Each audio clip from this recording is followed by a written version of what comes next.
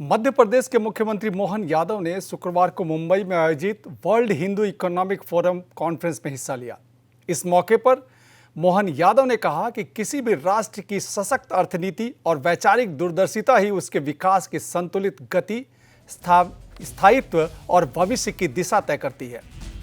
मुख्यमंत्री यादव ने कहा कि प्रधानमंत्री नरेंद्र मोदी के नेतृत्व में बीता दशक देश की अर्थव्यवस्था के लिए स्वर्णिम काल रहा।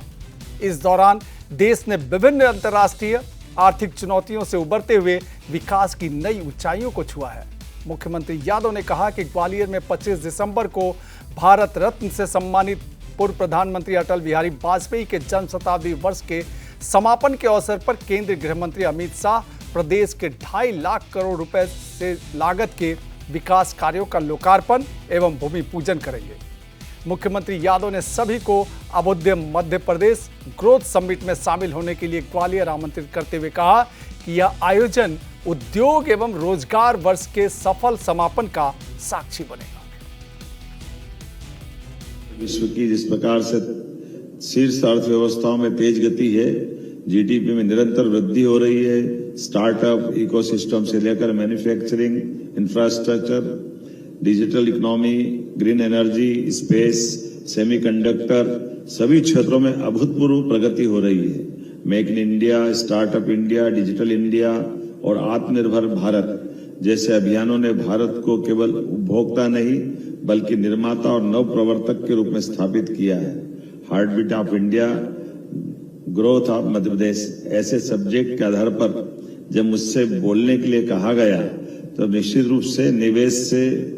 और रोजगार से लेकर कृषि और पर्यटन तक हर क्षेत्र में मध्य प्रदेश ने अपनी एक अलग पहचान बनाई है। एविएशन पॉलिसी हमारी सबसे अच्छी देश में है। भौगोलिक रूप से हमारा राज्य इतना बड़ा है, लेकिन हमारा एकमात्र राज्य ऐसा है जिसने अपने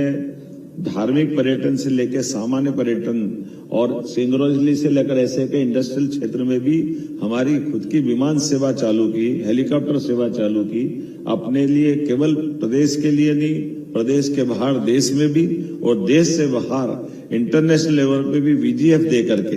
हमारे राज्य के अंदर इंटरनेशनल उड़ान अगर कोई लेकर प्लेन आएगा तो उसको 15 लाख रुपए प्रति विमान हम अपनी तरफ से सब्सिडी देने को तैयार है। ऐसे कई ठोस निर्णय हम करके आगे बढ़ रहे हैं। लैंड बैंक से लगा करके बाकी चीजें तो जोड़ ही रहे हैं, लेकिन अगर रोजगार पर एक इंडस्ट्री खोलता है जिसमें कई लोगों को रोजगार मिलता है तो आप अंदाज लगा लीजिए कि हमारे यहाँ पर वर्तमान के समय में वैसे तो पीएम मित्र पार्क देश में 7 बनने वाले थे, लेकिन मुझे प्रसन्नता कि देश का सबसे बड़ा और सबसे पहला